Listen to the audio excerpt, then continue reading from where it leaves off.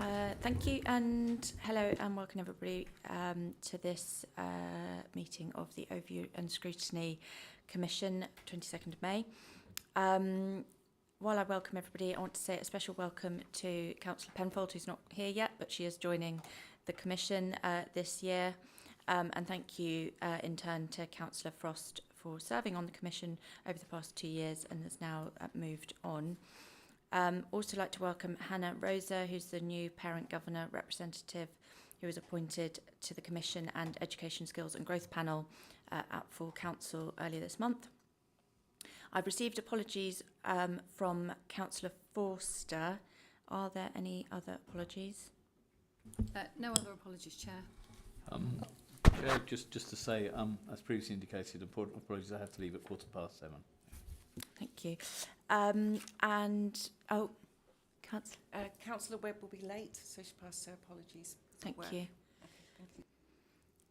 And I note we have quite a few colleagues online. Yes, if we can introduce those, please. Councillors online, when I call your name, please can you say you are attending? Councillor McLean. Present. Councillor Eberly. Present. And I believe we also have Councillor Pennell attending online. Present. Thank you, that's it, Chair. Thank you. Agenda item 2, which is minutes of the last meeting, which was, both 27th of February and 4th of April in the meeting pack for today. Does anybody have any comments to make? Okay, so I move that the minutes are accepted. Please, could somebody second that? Happy to second. Thank you. Can we all agree then that the minutes are accepted? Thank you. Agenda item 3, declarations of interest and the party whip. Would anybody like to declare an interest or note that they are working under the whip? No. Agenda item 4, urgent items of business. Are there any?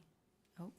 Yeah, just had a request. Is it possible we could take the portfolio update before the equality update this evening, please?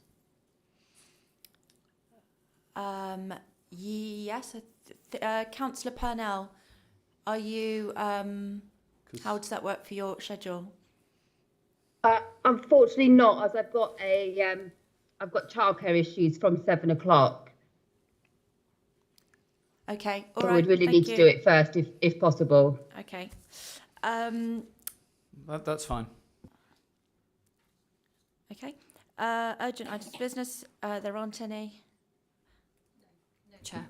Public participation. Agenda item 5. I've not been notified of any under the public participation scheme, Chair. And now moving on to the main part of our agenda, which is agenda item 6, the equality objectives 2025 to 2029. I'd like to welcome Councillor Purnell, who's the Cabinet Member for Environment, Community Housing. We also have Abby Thomas, the Assistant Director, Communities and Policy, and Harjit Hunjan in the room, Head of Community Engagement and Equalities. And they're going to be presenting the equality objectives 2025 to 2029. So, Councillor Purnell, I think you are kicking off, and then Abby Thomas taking over. Yeah, thank you, Councillor Pickering, and thank you for inviting me to introduce this item this evening. And I'm sorry that I'm unable to be there in person. We welcome the scrutiny of these objectives by this Commission and look forward to your thoughts and your feedback on them. The equality objectives detailed within this report set out a wide range of ambitions for our communities and workforce over the period of 2025 to 2029 and support the ambitions in the current council plan. As a council, we are committed to fostering an inclusive and fair society where everyone has the opportunity to thrive, regardless of their background or circumstances, which is increasingly important. Setting clear and ambitious equality objectives is a vital step to ensuring that we meet our legal and moral obligations under the Equality Act 2010. However, our commitment extends beyond compliance. We aim to create a culture where diversity is celebrated, barriers are removed, and every resident feels valued and heard. These objectives have been developed with a strong focus on local priorities and the lived experiences of our residents, and ensuring that their voices shape our policies and services. It is also critical to make sure that we stay on track with achieving these objectives and annually share the successes, as well as identify where the challenges that we need to address with our partners. I'd now like to hand over to Assistant Director Abby Thomas to give further technical information. Thank you. Thank you, Councillor Purnell. The new draft objectives that are shared within the report have been developed following a programme of engagement activity during the autumn and also a 6-week consultation period. They are deliberately broad and high level in terms of their framing, because that enables us to then set annual priorities for the year and to be able to respond to emerging issues. Those annual priorities are set out within the Directorate's service plans and in a set of priorities that are led by the Council's Equality Group.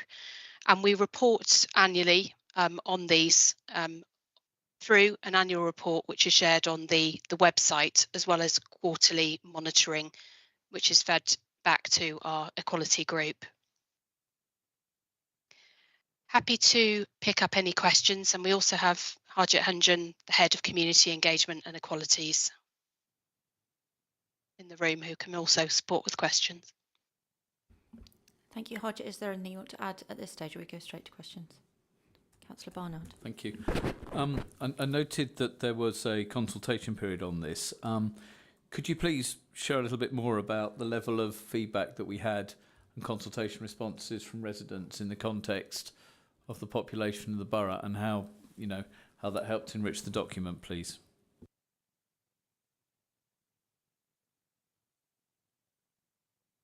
So if I perhaps start on that, and then Harjit can come in. There was a 6-week consultation period on the quality objectives.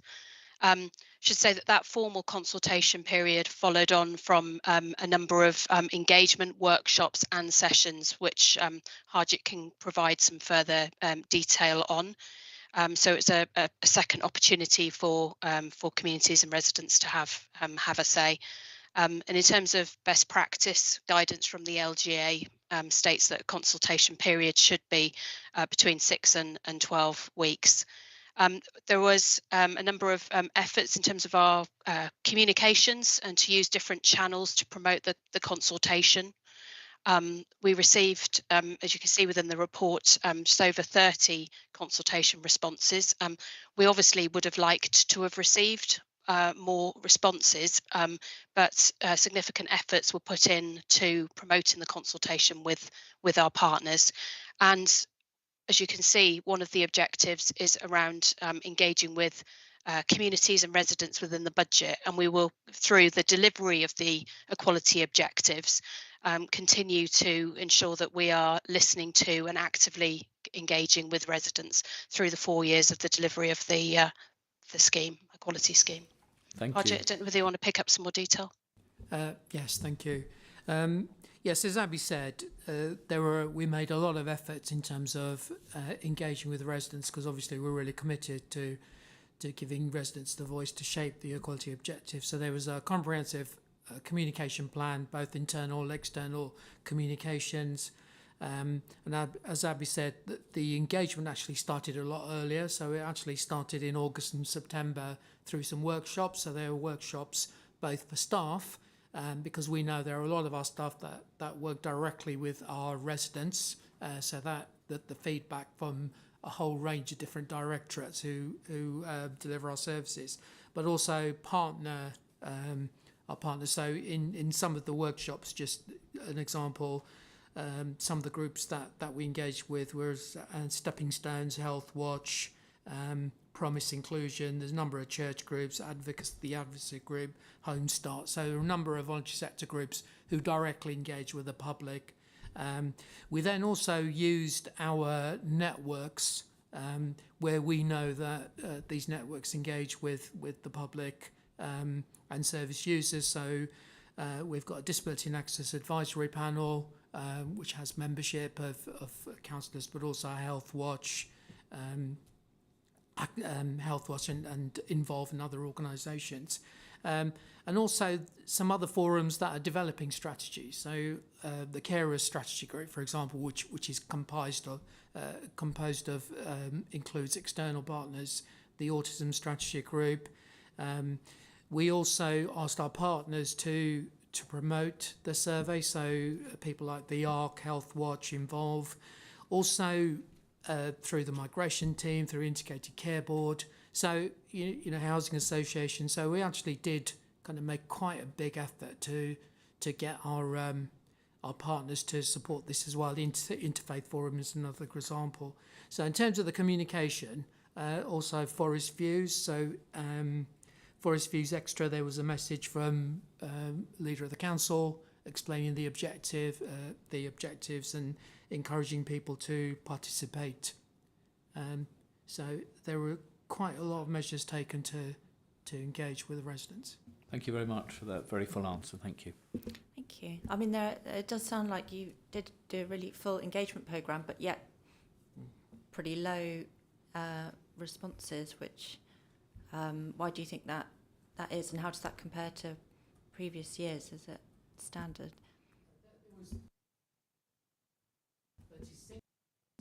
38, yeah. Oh, sorry. All right, sorry. I thought the red was to turn it off. 38 responses. When we did the consultation 4 years ago for the previous objectives, I believe there were about 50 odd consultations. I mean, it is fair to say that there have been another number of consultations that we've done. Also, I know there's the consultation on the autism strategy. We also ran a prolonged consultation through the Disability and Access Advisory Panel around accessibility issues. So that was quite an extensive, and that ran a bit longer, and we had over 100 responses. So I think in terms of dealing with certain groups, there are other consultations that are running as well. I have a follow-up and then I'll go.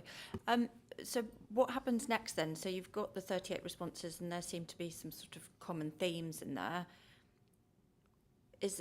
What happens next with that response? And will it be, you know, disproportionate using that to guide a strategy if it's only from 38 people?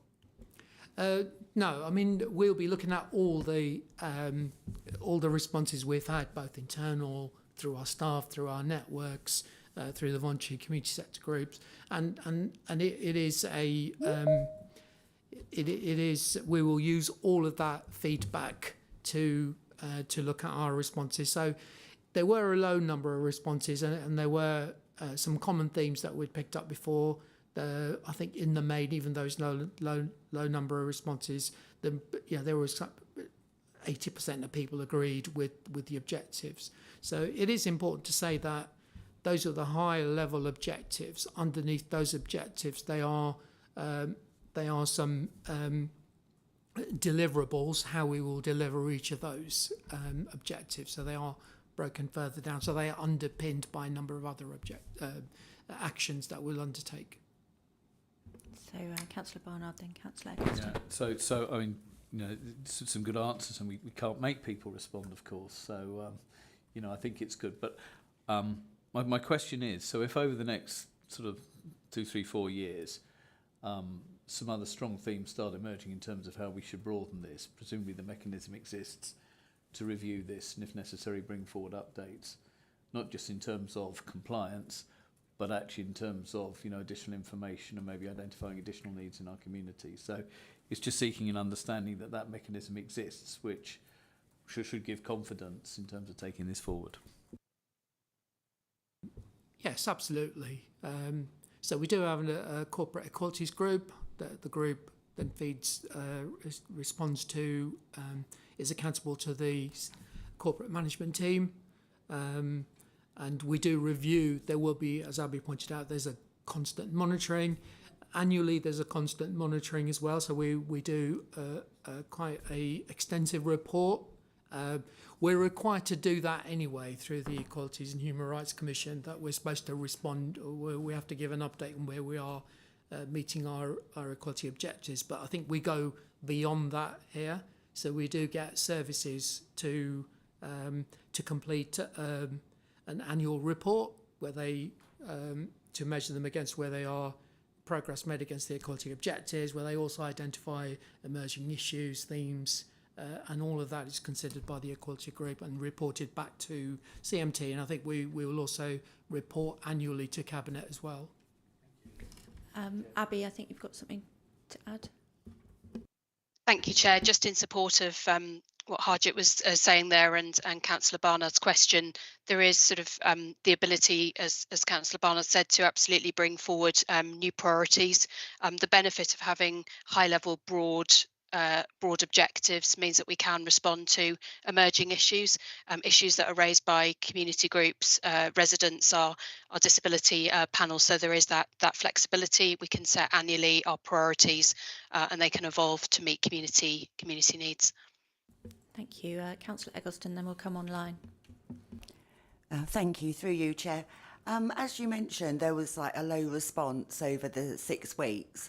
Because we're talking about perhaps people responding not directly, but we're having organisations having to go out to people, could we not have that over a 12-week period, the maximum time, to allow them to obviously meet with people and get their feedback and then feed that back to the council? Because 6 weeks is quite a short time when it goes out for people to actually get in touch with people, get their responses and feed it back. Thank you. As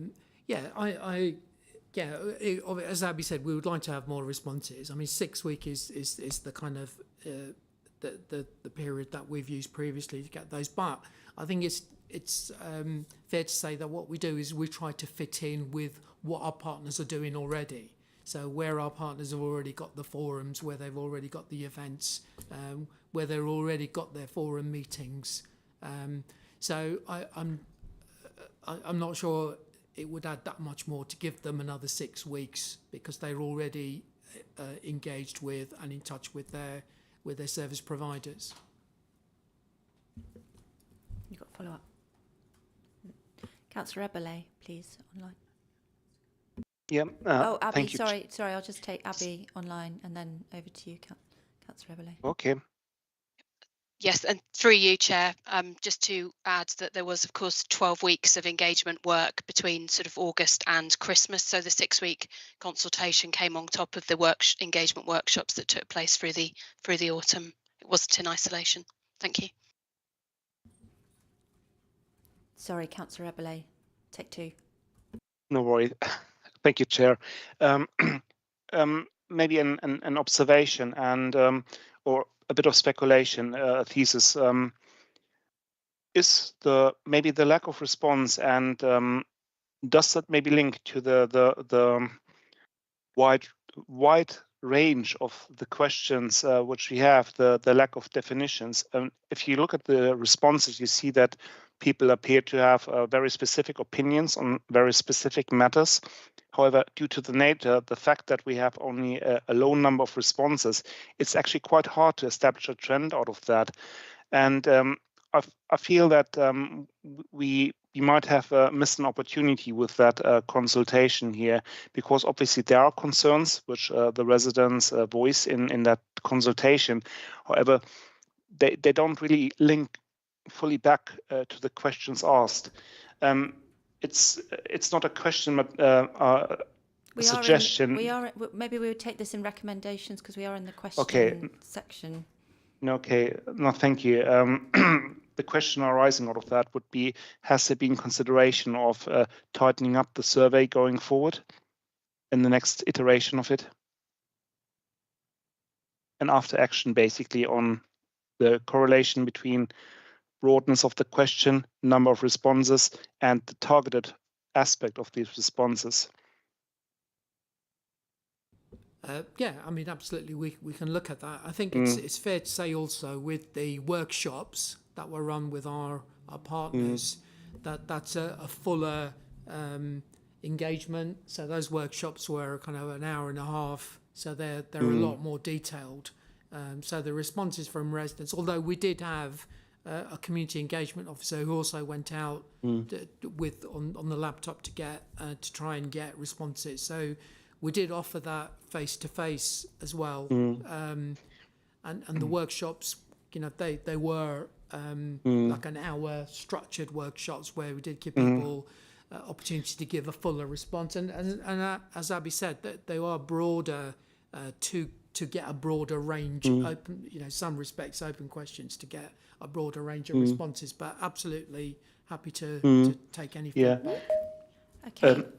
May I, a quick follow-up? Would it be possible to share the outcomes of these workshops as well in your summary as the highlights here, or are they already captured in the responses which you see on the right-hand side of the list?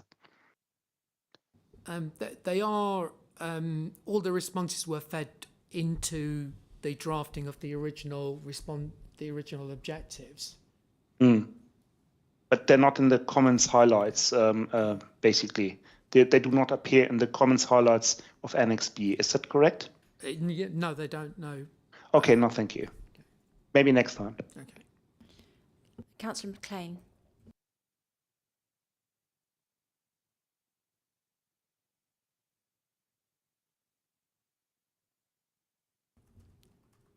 Councillor McLean. Maybe having audio issues. Does anybody else have any questions in the room? Councillor Barnard. It's just a specific, and by the miracles of technology, it might be what Councillor McLean wanted to ask. But it's really around sort of other groups as well. It's sort of blue badge users and you know, sort of groups like that, which might not fall into some of the categories of groups we work with, but just understanding, because that is clearly a key driver and access issue for a number of our residents. I'm sorry, I'm looking at the chair, but I'm really addressing it in this direction. So through you. So the question is, were they included? Yeah, blue badge holders and groups like that. Not specifically blue badge holders, but agencies who work with people who are blue badge holders. So, you know, the service was involved, the ARC, which is a disability support group, but not specifically, I mean, I'm not aware of any specific blue badge holder groups, but it you know, it is a borough-wide consultation open to everyone. And then we're also relying on our voluntary sector groups who work with those particular cohorts to engage with people as well. And through you, Chair, just to add on that we also promoted the consultation and the development of objectives to the Disability Access Advisory Panel, which is there to advocate for people with disabilities across the borough, and disability organisations and a number of voluntary organisations are part of that panel. Okay, thank you very much. I can't see if Councillor McLean still has his hand up, but give you one more chance. If not, we'll move on. Hand down. Okay, all right. So we can now move into debate. Would anybody like to speak any further on this? Councillor Barnard, Councillor Watts. Thank you, Councillor. I feel I should declare an interest. I am on the Disability Board, and I know how hard they work, and they have tried many options to engage with the public. I would suggest recommending what Councillor Eggleston said, and maybe extending the period of consultation, possibly. That was it. I'm done. Councillor Barnard. So, I think it's been a really good discussion this evening, and it's a really good piece of work. As with all of these things, there's always an opportunity to consider and discuss how we might improve, the engagement process. But I think we should recognise that there've been a lot of routes to doing this. So my recommendation would be if when we look to refresh this, maybe sort of take on board some of the suggestions that have been made this evening in terms of the consultation, maybe sort of recognising and recording as part of this, the output of groups. Just if nothing else, I think to give the confidence that the work has actually been done and articulated, and maybe see how we can actually bring this out. In terms of the consultation period, that's a difficult one, because generally I think we know a lot of people respond quite early on in the consultation. But if there are specific groups or occasions or issues where we might need a longer consultation, I'm sure the flexibility exists in the system to capture those views both inside a formal consultation and outside. So, but overall, I think you can only get the responses that you get, and there's only so much you can do. So I just think it's sort of just keeping abreast of what we might be able to improve. But fundamentally, it's a pretty robust piece of work with the ability to review over the 4-year period. So I think thanks to everyone that's been involved in this, and I know it's been a very patient and hard work to do it. Councillor Haverty. I guess I agree with kind of both what was said there. I suppose we're looking at the community's strategies going out, and we're going to be speaking to lots of people about that. Maybe we need to bear some of these sort of questions in mind, and sort of it is kind of a bit of a soft ongoing consultation, sort of when we're talking to other people about this for the community strategy and the like. So. Would anybody else like to speak? Anybody online?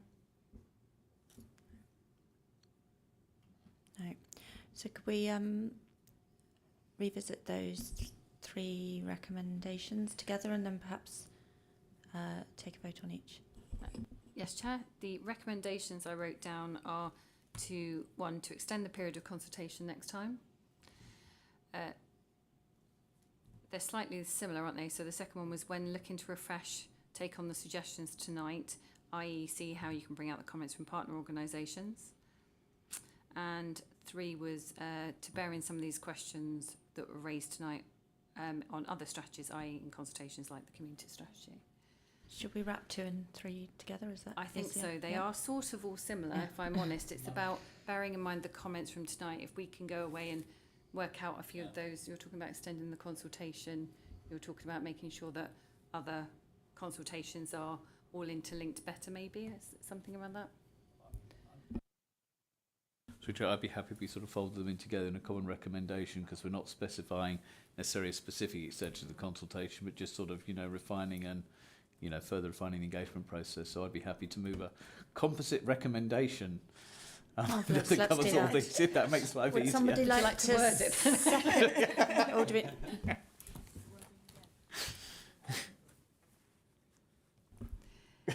Something like to take on board the comments from the ONS Commission, including how to take on comments from partner organisations and to look at extending the consultation period next time.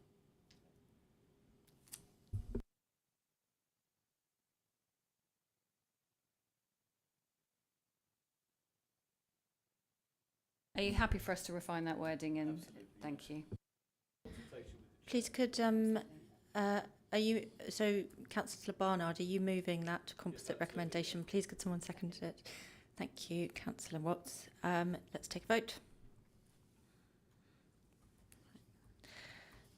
Thank you very much.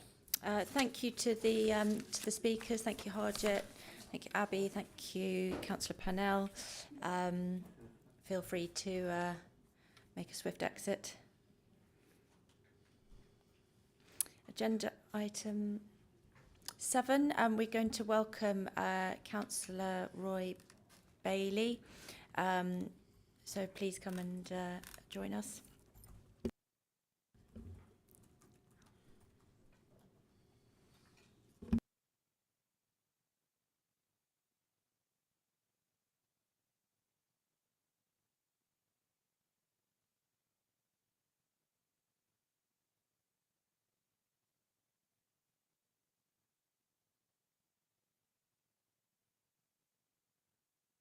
So, thank you for joining us. I'd like to welcome the Cabinet Member for Children and Young People, Councillor Bailey, who's going to be giving an account of the performance within the Corporate Performance Overview Report related to his portfolio.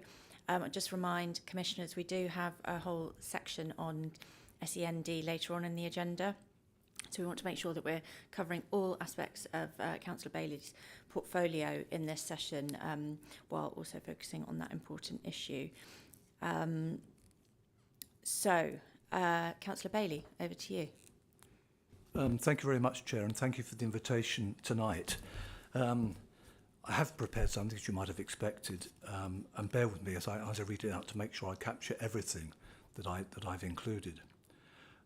As lead member for Children, Young People and Learning Services, I hold political accountability for all of Bracknell Forest Council's children's services, including education, youth services and social care. This remit includes over 200 statutory duties, which involve supporting some of our most vulnerable children and their families at a time they need that support most. I do not take this responsibility lightly, and at this juncture I'd just like to say that I meet weekly with the Executive Director, Gronya Siggings, and her Assistant Directors where the portfolio is referenced to our discussion. I'm consulted, I have an opportunity to ask questions and to challenge, to make sure that I'm happy from a political standpoint that what's being proposed is the right thing for us to do in this administration. Over the past year, as part of my role, I've met with children, young people and parents, listened to their views, and have also visited a range of services to talk to officers providing a range of innovative services. Over the coming year, I intend to increase my engagement with children, young people and their families. I've been actively engaged in our strategic partnerships, including through the Safeguarding Partnership Board, the Children Young People's Partnership Board, and the Corporate Parenting Board. This has enabled me to engage in discussions with strategic partners, including Thames Valley Police, education leaders, and the Integrated Commissioning Board, and Berkshire Health Foundation Trust. Activity over the past year has also seen a review of our multi-agency safeguarding board arrangements, which I have been actively involved in, including the design and implementation of the Bracknell Forest response to Working Together 2023. The past year has been busy with the development of a number of important strategies, co-produced with children, young people and their families. This includes the youth strategy and the all-age integrated carer strategy and their action plans. We're presently in the latter stages of moving forward our co-produced corporate parenting strategy, which after a period of public consultation will be presented to Cabinet next month. This is an important strategy as it outlines how we will enact our commitment as a council in delivering our corporate parenting duties for our looked after children. As a council and with our partners, we have continued to focus on prevention and supporting families early when planning and delivering our services. This is really important. Over the past year, our commitments outlined in the youth strategy have resulted in embedding the sexual health service at Bracken Walk Youth Hub. We have a newly elected member of the Youth Parliament, the Bracken Walk Committee formed to involve young people in decision making. Berkshire Youth commissioned for Universal Youth Services, partnership with Skills for Life project for targeted SEND offer, development of a targeted SEND youth offer, I beg your pardon. Then we have the all-age carer strategy and youth strategy. They highlight the young carers' needs and to strengthen joint working. As part of the action plan, we have increased engagement with schools, early help and social care teams. More resources have been deployed and shared with professionals. We've launched and expanded a young carer support group at the Ways Youth Centre. That's now weekly. Maintained a register of 250 young carers, a weekly triage for new referrals ensuring consistent assessments. Introduced transition assessments for young adults, carers, I beg your pardon, from 16 to 18 years. MASH, our multi-agency safeguarding hub, provides a single point of contact through an integrated front door so that families and professionals get the right help at the right time. Really important. This last year has seen proactive information gathering from referrers, families and partners where threshold clarity is lacking. High partner attendance at multi-agency strategy meetings, supported by ongoing use of video conferencing to strengthen planning. A reinvigorated early help assessment in September 2024, promoting earlier intervention and reducing reliance on MASH triage alone. Early help is really important. We continue to provide support to families at the earliest possible point, and this has been evident in the work we've progressed with our early help service. This has included frontline professionals now have the clinical supervision from educational psychologists. Supervision document has been enhanced to include well-being, timeliness and absent parent protocol. Staff attended training, workshops, webinars, conferences and educational opportunities. Trauma-informed training has been rolled out across the service. There's clear evidence of improved outcomes through robust QA processes. Positive external validation from the Department for Education, recognising service strengths. Enhanced service user involvement, improving relevance and responsiveness of early help services. And really particularly important, especially important, the voice of the child. Auditors say they're happy that the child, young person's views have been represented within meetings and decision making. Quicker and more effective responses through improved data oversight via the dashboard. Family hubs. Further development of our family hubs has resulted in established common understanding across the partnership of thresholds of need, contextual and transitional safeguarding, Mind of My Own app, now widely used to centralise the child's voice in intervention, safeguarding early help. Early identification of children and families, accessing strengths-based support before escalation. Strong partnership with social care enables timely allocations via an effective duty and triage system, avoiding waiting lists. Attendance regularly monitored using study bugs, with new attendance assessments rolled out to identify and address barriers. The Children's Specialist Support Team. They are supporting an increasing number of disabled children and their families. This has required an increase in officers to ensure a timely response to support those requests. The highlights include, in terms of workforce stability and capacity, increased caseloads up to 27% since December 2022 have been met through increased capacity, reducing risk of drift and delay. Appointed an extra social worker, an ATM and an occupational therapist. Improved practice quality. 87% of audits in 2024 to 25 were graded good or better, up from 76% the previous year. Timely reviews and visits. 82% of children reviewed within 6 months, with a sustained focus on meaningful, impactful, direct work.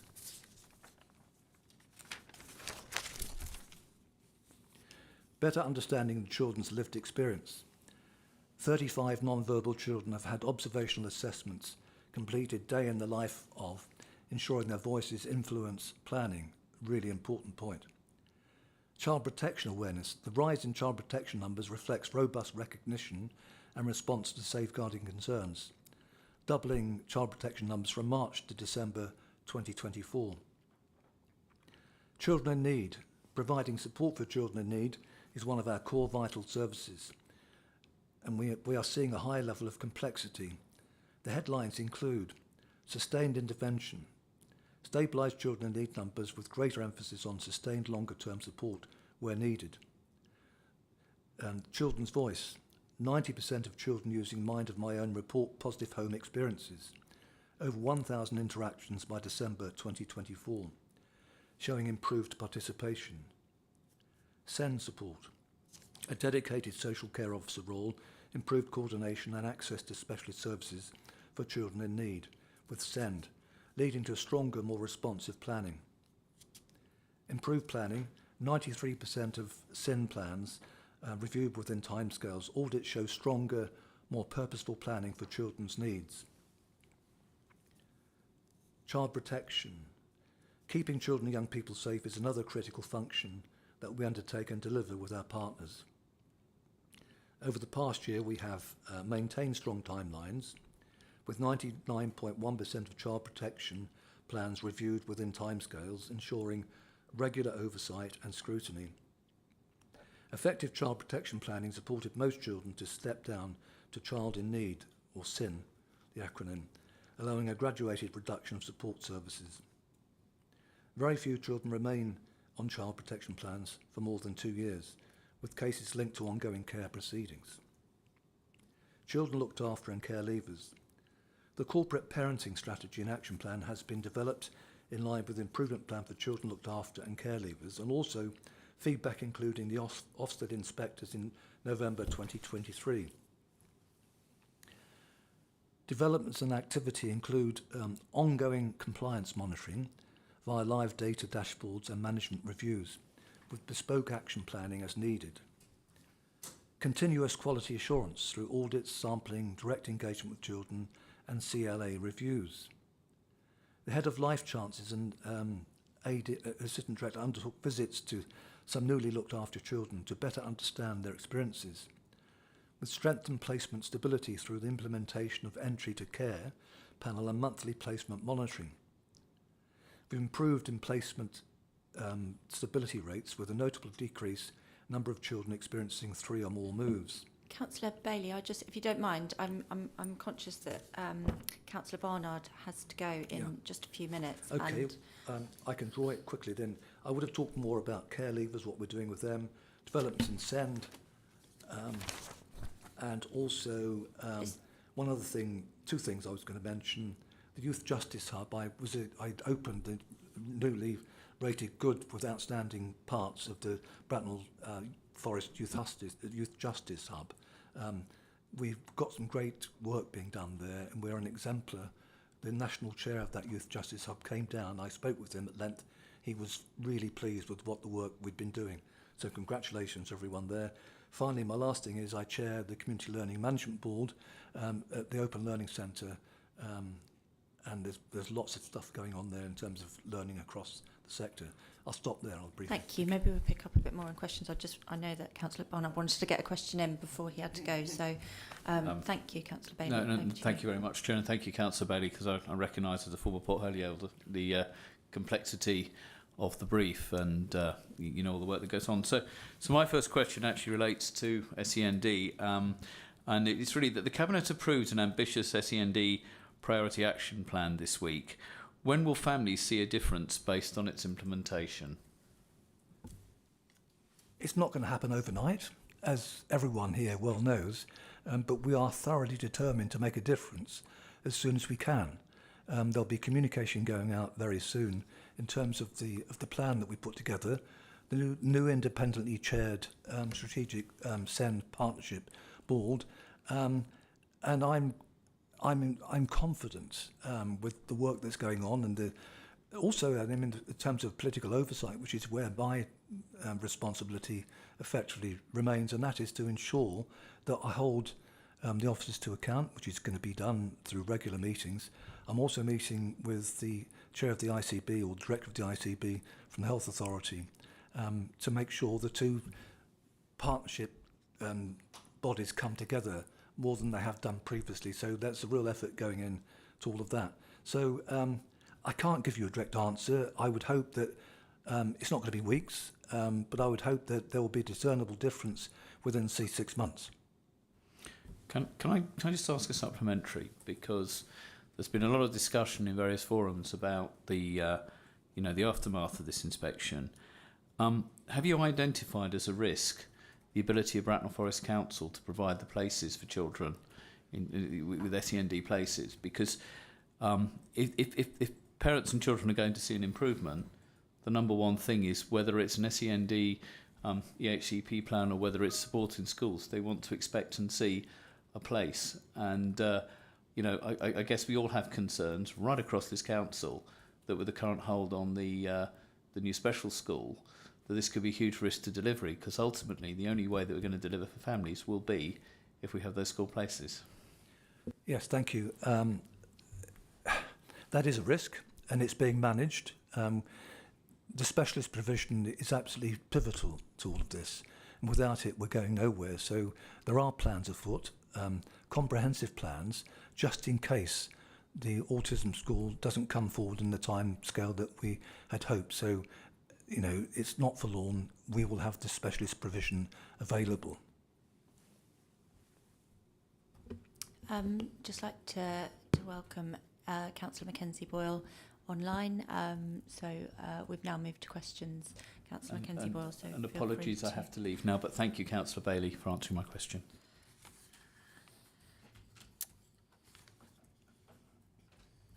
Councillor Bailey, I'll follow up with a question. So while this has obviously got significant local impact that's some of the key issues that you're facing that we've touched on here and that we're aware of.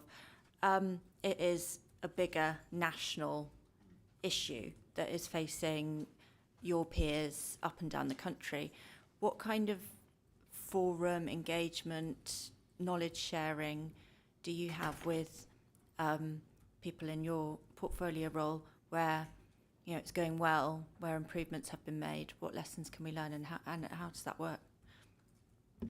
I meet, not daily, but certainly 2 or 3 times weekly with Grania and her team who are actively involved in all of this. Not an hour is wasted. We are determined to move forward purposefully. I meant specifically about it's a nationwide problem. So while we're facing real issues with SEND here, where in the country is it being done more effectively, or they're ahead of us in facing these issues? Where have we? How can we learn lessons? I think it's widely acknowledged that the national system of SEND is broken. Reform is required. There's no question about that. We're awaiting that reform. It is bureaucratic. So with the best will in the world, we're never going to be perfect. But there are some local things that we can do, and we put that in our action plan to make things better.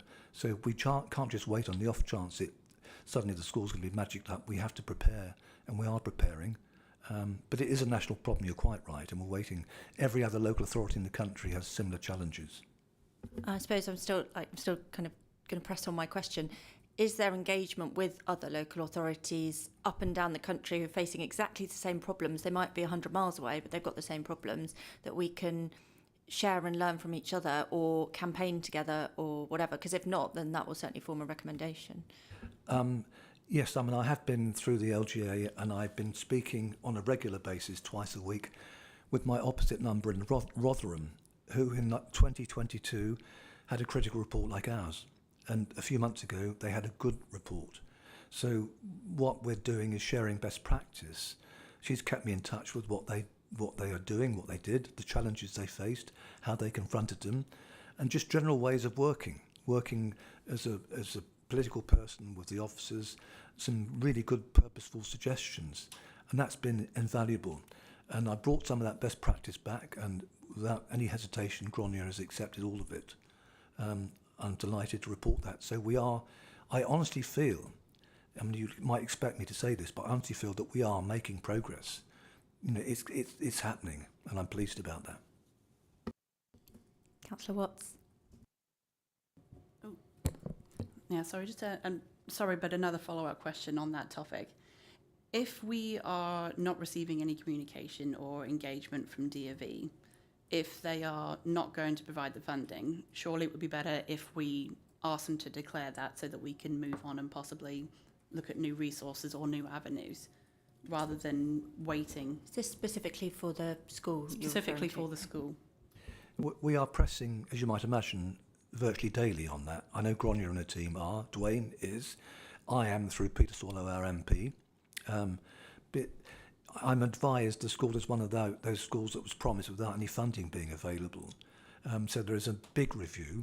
We think clearly our case is urgent. It was promised and we need it because it's part of our safety valve programme. We absolutely want it. So I am pressing. I've sent notes to the Department for Education. Peter's lobbying daily, and we'll carry on doing that. But we have to have plan B and plan C, and that's what we're doing. I will go Councillor Mackenzie Boyle and then back into the chamber.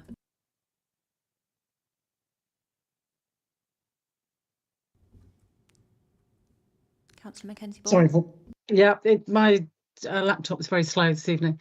Following on from Councillor Watts, the DofE are dragging heels. Now, we've got a spot on Butlers Park that needs to be filled by the school. Has anybody thought about having Plan D, which is going to the developer, which was L&G Carla Holmes? Can't they build the thing? I couldn't answer that. I've no idea. I have to work with the officers. I'm certainly no subject matter expert, as will be evident from tonight, but Grania's listened to that, and I'll check with her. Yeah, Grania, do you want to come in? Yeah. I think it's a useful idea to push this forward.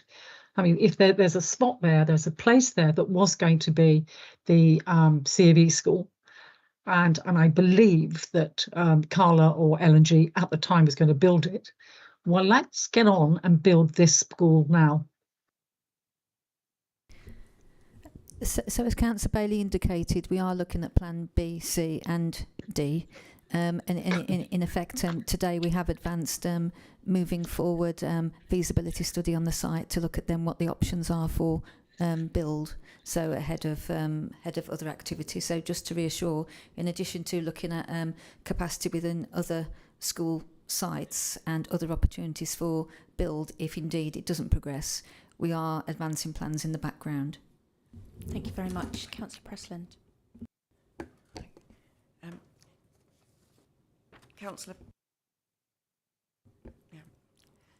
Councillor Bailey, how have the cohort of children with additional needs been affected by the issues with SEND? Thank you. I'm not quite sure I caught the first part of that question. Could you repeat it? I'm sorry. How have the cohort of children with additional needs been affected by the issues with SEND? That's almost an impossible question to answer. Clearly, it's impacted too many people, too many families, too many children. And we're very conscious of that because we don't want that to happen. We want to provide the best possible service we can. And that's what we're trying to do. And I think, as I said previously elsewhere, there's no one case fits all. You know, my phone never stops ringing. I get emails all the time. Every person that speaks to me has got a different set of problems and worries, but it does impact their lives. Sometimes it leads to marital breakup, it leads to distress, it leads to job losses. It's just not, you know, we are empathetic and we want to put it right, but it has a big impact. Thank you. Councillor Haffajee. Thank you. Moving on to foster carers.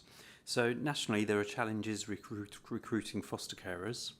How is Bracknell Forest doing, given the ageing profile of carers? Thanks. I'm afraid I'm going to have to ask Grania to answer that one. I'm sorry.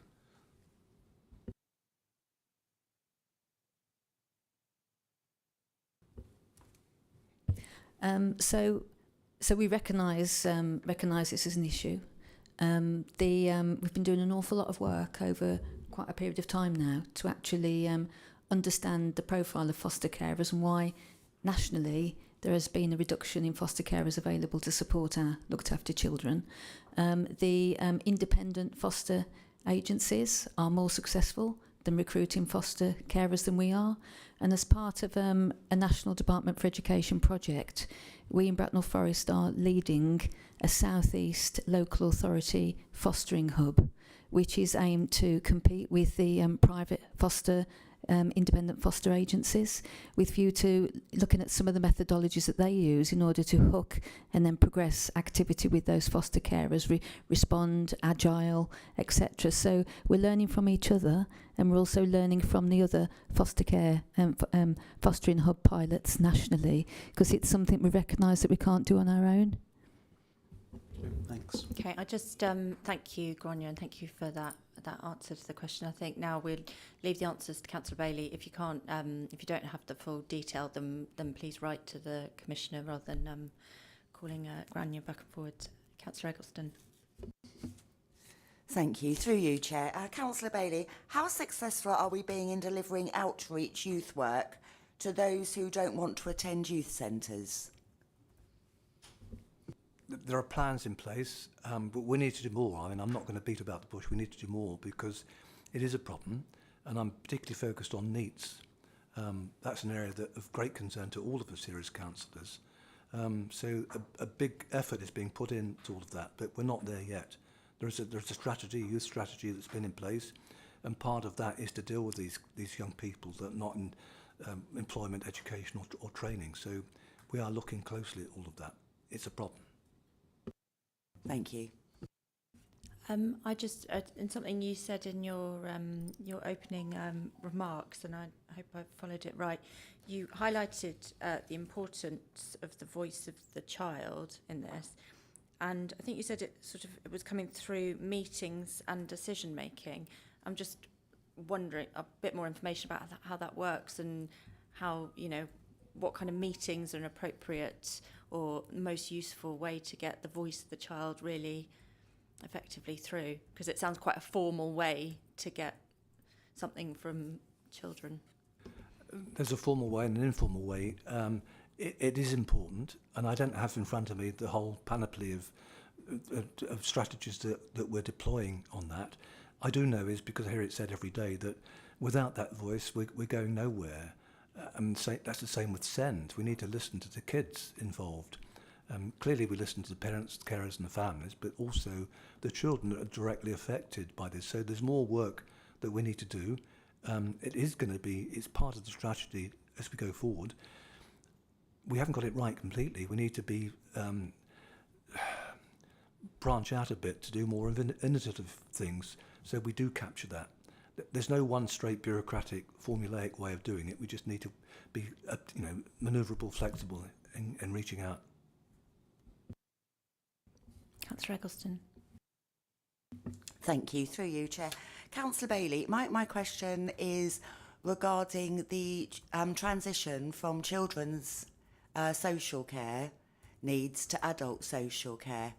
How are the council doing on that at the moment? Because obviously children are, those that sadly would have passed away are now living and needing that extra care, which is obviously going to put extra financial issues onto the council.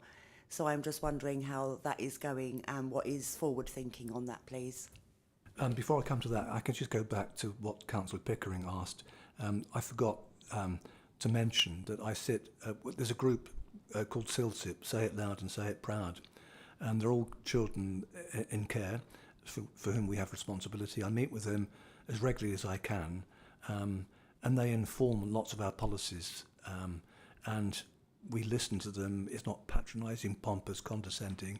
They have a really important voice, and we take heed of all that they say.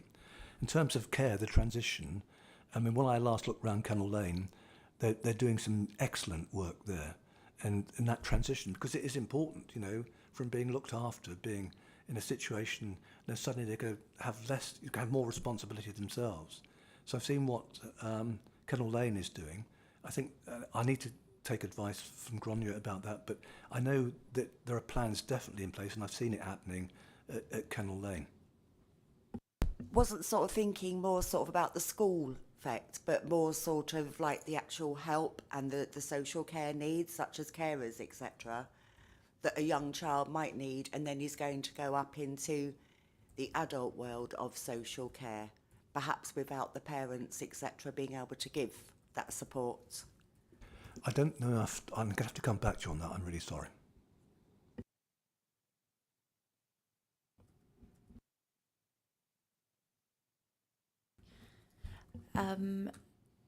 Any other questions from the room? Councillor Watts. Not a question, but I just wanted to say that among your report there were a lot of positives, including Can we take this in the recommendations once we've done the questions, and because we'll cover off the questions and then I'll stop you there. Very much, okay. Councillor Webb. How is work going to deliver our joint pledge with our looked after children? I'm sorry again, I missed the first bit of that question. Okay then. How is work going to deliver our joint pledge with our looked after children? I'm not sure I can give a full answer to that either, other than that looked after children are an important part of my portfolio. And I'm familiar with looked after children. My daughter has 2 of them. So there's lots of focus, and most of the policies acknowledge that. But for a full answer, I'm going to have to come back to you later on that. I'm sorry. Thank you. With just picking up what I asked before, and you mentioned Rotherham, and they had gone from not good to much better, and there were particular areas that had helped them, clear areas that they had worked on to get there, and that you had made these suggestions here, and they were underway.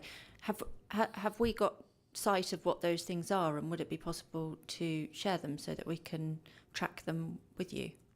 Yes, we have. I mean, the focus for my discussions is largely about my remit, political remit, and how best I can get more engagement and what I can do to make a difference. That's where the focus has been. But they have done some innovative things, and I think we're also doing them. But yes, I mean, I think it's a valid suggestion, and I can make sure that some of those things can be shared.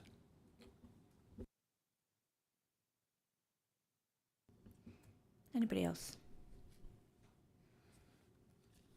Anybody online? No. Okay, so we will now move into debate. Does anybody wish to speak before we move the recommendation? Or make Councillor Watts? I just wanted to say I'm glad that there are so many positives in your report, and I wanted to thank you and Grania and Dwayne for all of your hard work, especially with the trauma training being rolled out. That is so important. I do have a recommendation, if that's okay, Chair. With regards to the communication with the DfE, I think we need to possibly send an open letter as a commission to ask them if there's any kind of date that they could tell us an answer, and you know, at which point do we give up communication? I'm happy to change the wording on that, but I think we need an answer. And if they're not engaging, then what can we do? Okay, does anybody else wish to add to that or make an additional recommendation? So I think from my perspective, again, picking up what we got into in questions is it would be really helpful to get some feedback on treating this as what it is, a national issue, not a local issue. What have other councils done elsewhere in the country? What lessons can we learn? How are we implementing them? And how can we track that progress?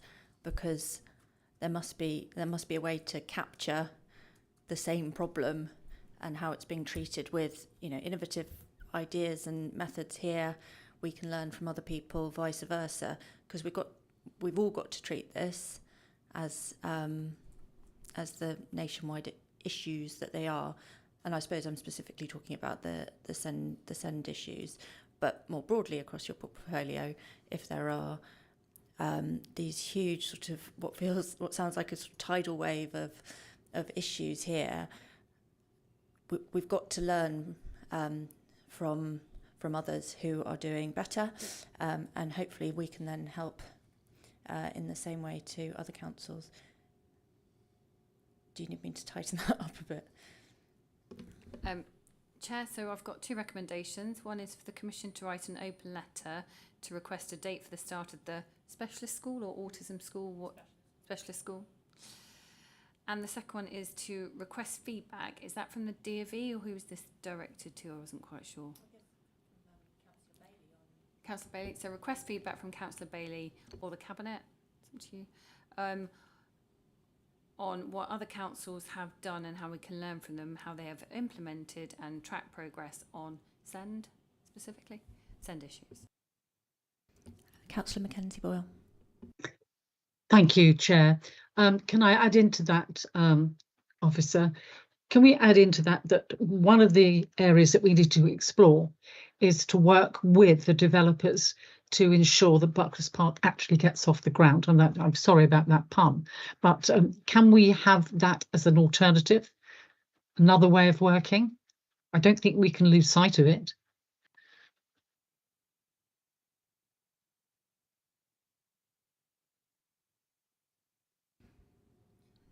Kevin Gibbs.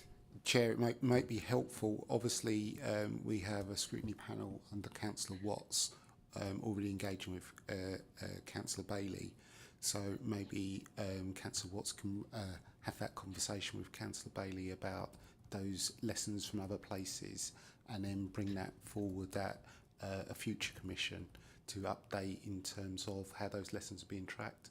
I'm just conscious of the fact that there's quite a lot of monitoring around the SEND area, and the priority action plan is about to go in, and that needs to be monitored. But if we can pick that up via Councillor Watts, and so that recommendation would be that the Commission ask Councillor Watts to, in her regular liaison with Councillor Bailey, to pick up the lessons learned and to update the Commission on a regular basis of learning and how we've taken that forward. Chair, I'm happy to do that. Yeah, I'm happy with that too. It just seems like a way we can move forward. Does anybody else wish to speak? Otherwise we can... Oh, Councillor Mackenzie Boyle. Yes. Yeah, thank you very much, but my point is being ignored. Why aren't we going to the developers to ask them to give us a hand? That's not lessons learned. That to me is the glimpse of the blindingly obvious. No, sorry, I think you're confusing the two recommendations. I think the clerk has wrapped your additional suggestion into the first recommendation made by Councillor Watts, and then my recommendation was about. Yeah. Okay. Understand. Thank you for that, Chair. Can I ask then the officer read back the words so that I can be absolutely assured that the recommendation that I have proposed has been entwined, shall we say? Yes, Councillor Mackenzie Ball. So I had that you request the Cabinet work with developers to ensure Buckless Park gets off the ground and looks at another way of working. So I don't know if we want to refine that wording slightly. That's what you said. I think that needs to be refined. That was we need to do that. That the developers and the Cabinet member need to have conversations to see whether that the developers can in fact help us out, the local authority, to help our vulnerable children to have the school built as quick as possible.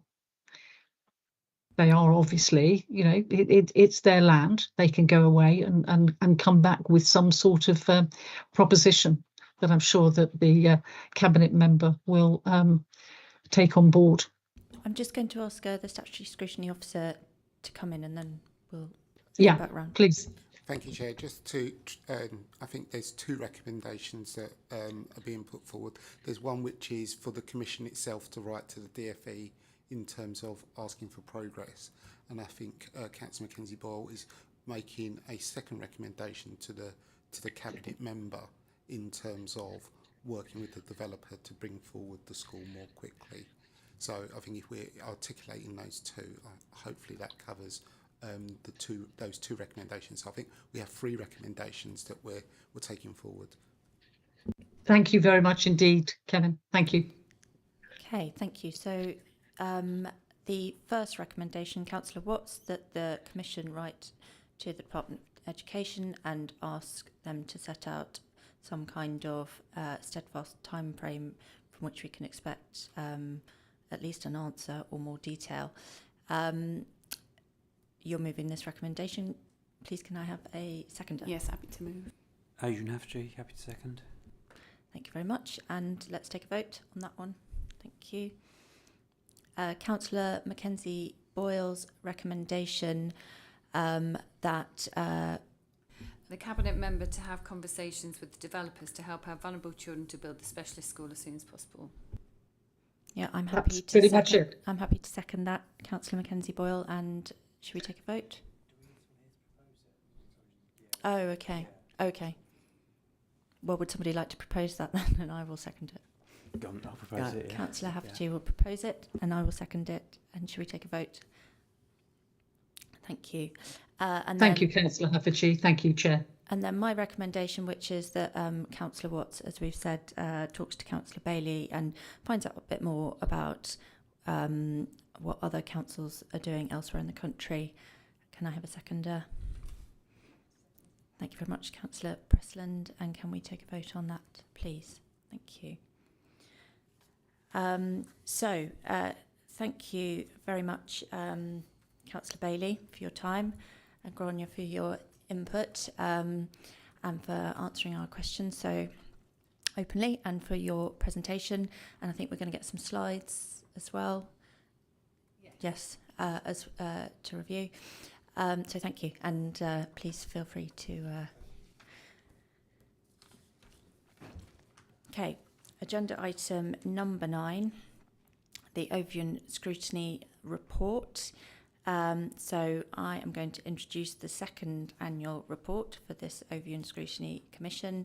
Certainly wish to thank the officers for all their work that's gone into this report, and to the panels for their contributions to and all the work done.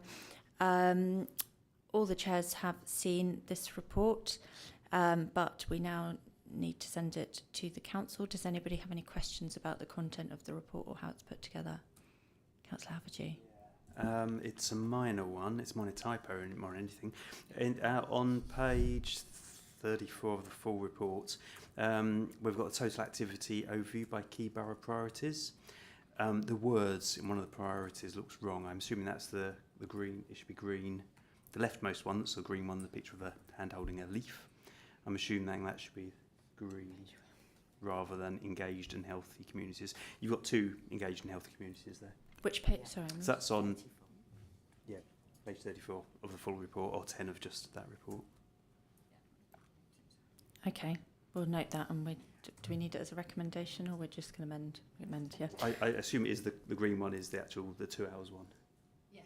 Yeah. Okay, thanks. Okay. Anybody else? Anybody online? Thank you, Councillor Havergy. So I think we can wrap that up without voting on it. So again, thank you to all Commission members. And it will now go to the Cabinet. Agenda item 10, the work programme updates. So we are going to start with the Health and Care panel. Councillor Eggleston. Thank you. So we've had a relatively busy year. Back in October, the sexual health review came to Cabinet, which got approved. And these recommendations are now being used towards the new contract that is going out to tender very shortly. Myself and Councillor Virgo have gone to several meetings at the JHOSC regarding the new build of the Frimley Park Hospital.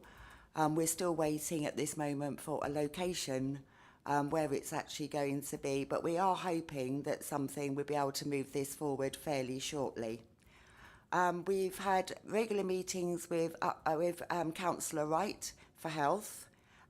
We have those once a month so we can discuss any issues that she feels are coming up, and we can also let her know what we've been doing. Some of the members also met with Councillor Wright, and we attended a tour of Brants Bridge where we were shown behind the scenes and what possibilities are also going to come up there.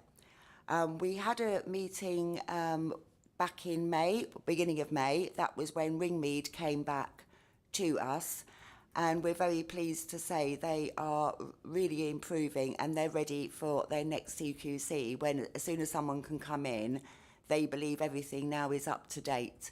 So that was really positive, and they were very engaging with us, which was really good. And they're happy to, we suggested that we were going to work more with them. Any information we could possibly get out for them, that's what we wanted to do.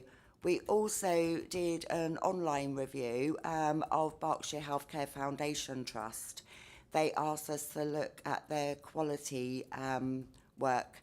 So that was a 90-page document where all the members fed back, and all the questions have currently gone back to Berkshire Healthcare Foundation Trust, where we're just waiting for some answers at the moment. And we're just looking at the moment now of moving on to our next review. Thank you. Thank you very much. I mean, certainly I think all of us are sort of more concerned as each month goes past that we don't have a new location for the Frimley Park, given we started talking about this in 2023, I think. Right, okay. Any other questions for Councillor Eggleston or Councillor Webb? Environment Communities panel, Councillor Eberle, please. Yes, hello, thank you, Chair. A quick report. Thank you very much. As you all know, we kicked off the reporting season of this this new council with our Thames Water review, which he managed to conclude in. It was accepted by Cabinet in June, I believe, 2024. This took up a lot of time, both from the panel members as well as from the officers. At this point, I think the decision was taken to give a bit more time back for the other panels to get their work done. In consequence, we have only started one new activity, a review of social housing, which was led by my co-chair, Councillor Foster. There's a kickoff meeting. Kickoff meeting was held January the 9th. The working hypothesis is Bracknell Borough Council delivering on social housing. At the moment, we are still developing the scope together with the officers, because obviously it's a relatively complex business, as we all know, and it's we want to maximize value for Cabinet and also for our residents coming out of this review. I'm happy to report that this is now firming up.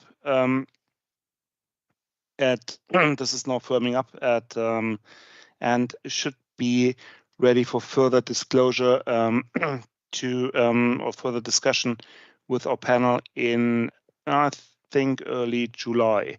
We have also contributed to the local transport plan review and the joint public protection partnership review in the last year. Fundamentally, these were the activities undertaken so far in 2024-2025. Thank you very much, Councillor Eberle and Councillor Forster for your work this year on that.